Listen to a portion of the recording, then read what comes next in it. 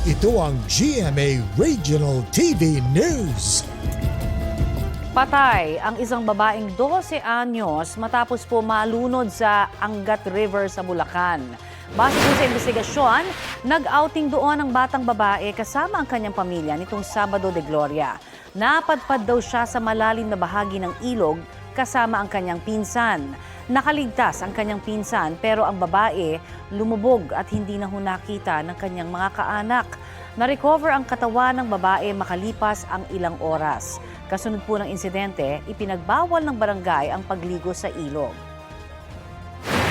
Sa Conner, Apayao, nalunod din ang isang lalaki sa Nabuangan River.